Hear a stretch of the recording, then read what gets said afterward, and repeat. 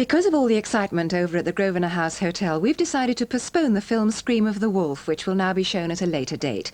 So let's go back and join Clive James live for After the Awards. There's madness in their method.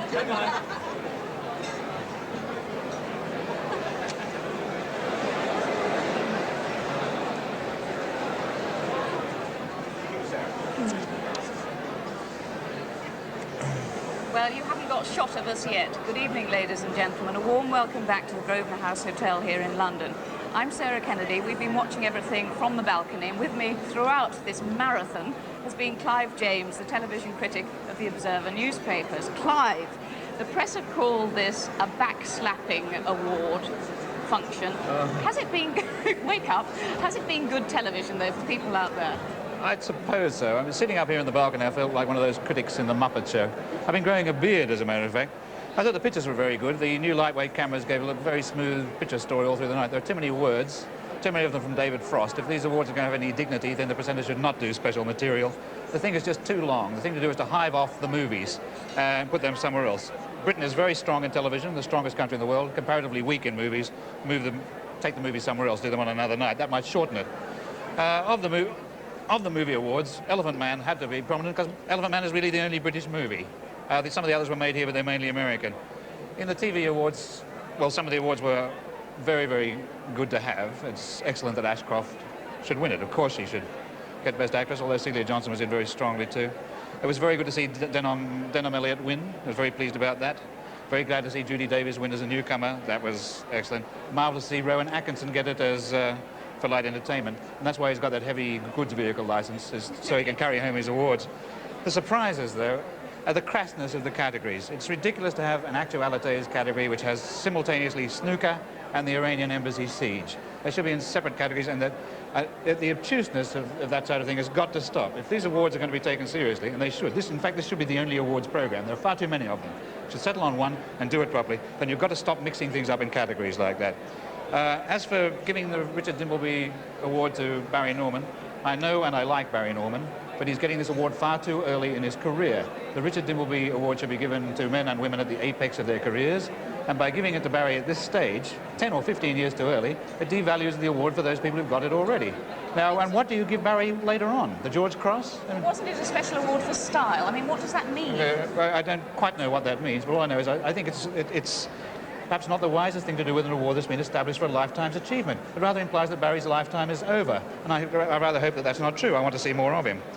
The things I was pleased to see, things like James Wright, Michael Powell, Kevin Brownlow wrote a marvellous book called The Parade's Gone By, which I think is one of the great pieces of pop criticism. I'm glad to see him get an award.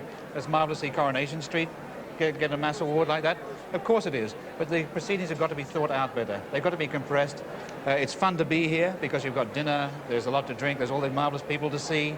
But for the punter sitting at home, it simply stretches on too long, and I've got a distinct suspicion that nobody's watching us. So I think we could talk about something else. Would you like to elope or something like that? Well, I don't think it's really very fair in public, is it? You think they're watching? Do you think the Americans do it better than we do? The trouble is with the film awards, the Americans have already done it. And the sense you get when you're watching the film awards at Bafta is that you're watching the Oscars a few months late. The way to solve that is simply to separate the two events. Television is an extremely strong industry for Britain. The awards really count, and for some reason, for a lot of reasons, television people really count on receiving recognition of what they do, because in many cases they're slaving away anonymously all their lives. So you should take television and do it right. Will you be writing rude things in the Sunday paper? No, I won't. By next Sunday there'll only be a paragraph to give to this, because really it's not that big an event. There are far too many award ceremonies. They would have a higher value if there was just one. Perhaps this one, but done better. And above all, done much more compressed.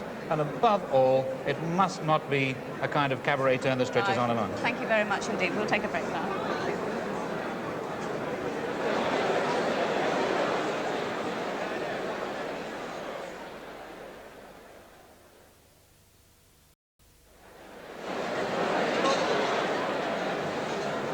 Well, before the break, Clive mentioned the special award which was given to Coronation Street. Steve Jones has his own Rover's Return down there. Yes, indeed. Well, it's usually pints in the Rover's Return, but it's pints of whiskey, wine and all sorts on the table. It was a marvellous sight to see you all on the stage at the end there. Doris, can I ask you, you know, we saw a clip there from the street from many, many years ago. You seemed then, as Annie Walker, to be a lot more loud and strident than you are these days. The character's changed quite a bit over the years, hasn't she? Oh, she's got much more refined. Much more like the real me, Doris Street. It's taken a lot of doing, but I've achieved it. On my right over here, we've got Russell, who presented with that award. What's this badge, Russell? It says over here, BLHO. What's that mean? Hello, it's a British League for Hilda Ogden, who is sitting next to Doris, over there. And it's a union, or a league, which was founded by 5 people: Parkinson, John Betjeman, Laurence Olivier, Willis Hall, and me. Right. And we started it, I think, Jean, 3 years ago. Park is the recruiting secretary, and we haven't had any other members. There are only the 5 members. He won't collect the contributions. Oh. Nobody else wants to. Pat won't join. Yes, well, I'm sure that Pat would join, because what is it that the street has? You know, 21 years it's been going now. You went away once and came back. The street obviously has something which the other serials don't have. What is it, Pat? In a word? In a word, or even 2, if you've got them. Oh, Cheryl, great acting ability and sincerity. But very modest about it. Well, that's all right for you. What about the street? What about the street? I think the whole thing is produced, written, directed and acted with great love and affection. And I think it breaks the glass and it really gets through to people. Right, well, thanks everybody for being with us down here. Have a nice celebration now. Let's go back to Sarah on the balcony, see who she's got with her now, OK? I've never said before, but then... OK, girls, eat your heart out. I have with me John Hurt, and it's very, very nice indeed to see you, John. Thank you. Obviously, the question I have to ask is about the makeup. How long did it take to put on? It took 7 hours, in fact. We started at 5 in the morning and finished at noon and then shot through till 10:30 at night. Every other day, and rehearsed on the days in between. I mean, to win such an award through such a mask is a phenomenal achievement. How did you as an actor sit down and decide how you were going to do it? Well, I don't know. Watching the clips tonight, my performance paled visibly for me. So when you're watching everybody else, you think, how can anybody ever possibly differentiate between one and another, you know? You haven't answered the question. No, I haven't, cleverly, isn't it? How did you get into it? I mean, how do you act through a mask like that? Well, you've got a lot of preparation with 7 hours makeup. And it's a lot of thinking, and I can't say what went on in my head, but all I can say is that the preparation time was there. How did it affect you, doing Merrick like that? Did it affect you mentally? It humbles you pretty considerably. What did you feel like when you first went onto the studio floor with that mask on you? Well, the only thing I can say to that is when John Gielgud first saw it, and I was somewhat late on the set, as it was early days, and we didn't know how long it was going to take. I arrived on the set with the whole thing, and Gielgud turned around and said, "Oh, good God, I do hope it's worth it." So all I can say is that tonight has certainly made it worth it. John, thank you very much indeed. Congratulations. It was the most popular award I know. Ladies and gentlemen, back we go downstairs to Steve James. Oh, I didn't know you were here. Would you like to talk amongst yourselves? Why are we on? Rowan, very nice to see you. Congratulations. Thank you very much indeed. Well, I didn't expect to see you here. I thought you were going to be Oh, I downstairs. see, right. No, it's one of Right, those not the 9 o'clock Right. news. Have to ask you, is it coming back? Isn't it coming back? Yes, it is coming back. It's coming back hopefully in February of next year. So it's quite a way away, but so if you can wait until after Christmas. In fact, there are always an awful lot of nasty rumours that we were never going to come back. And in fact, no one actually said that specifically, and it was never particularly true. It's just that after the last series, we were all so tired, physically and mentally, that we felt as though we had to get away from it for a good while. But after a year, we think we may be all right. How many of the ideas were yours and how many were given by other people? Oh, it varies a lot. I mean, in terms of percentage of the number of ideas that you actually saw,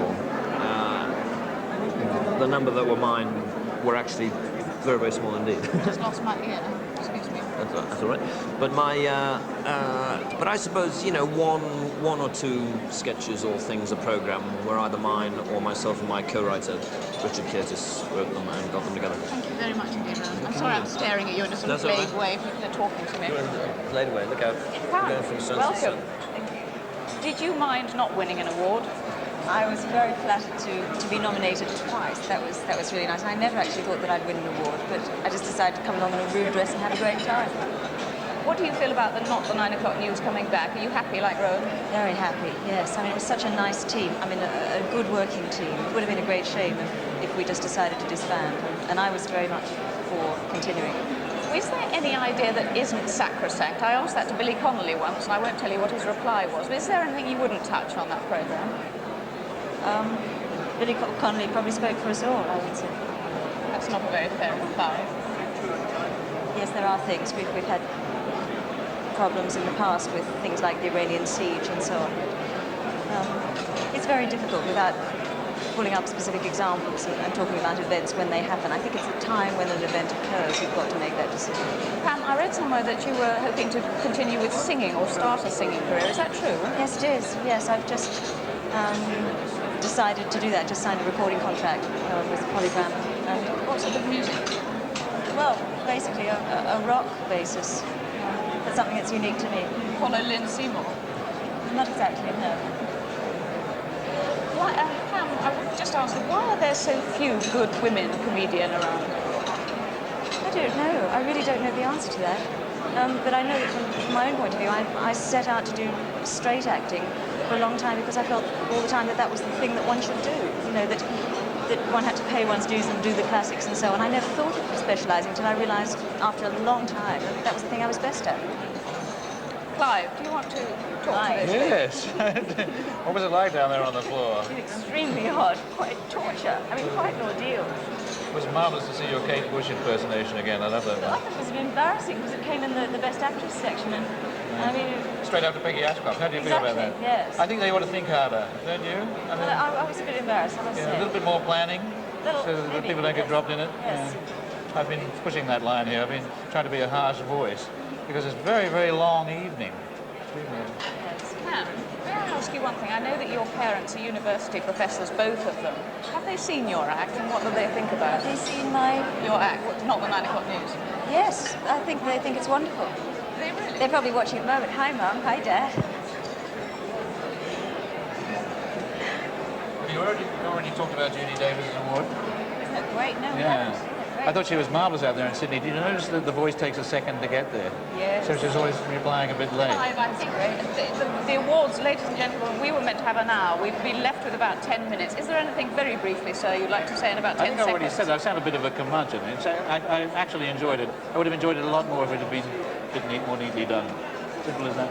Clive, thank you very much. Pam, Rowan, thank you. Steve Jones down there, me, Sarah Kennedy, here. From all of us, bye-bye.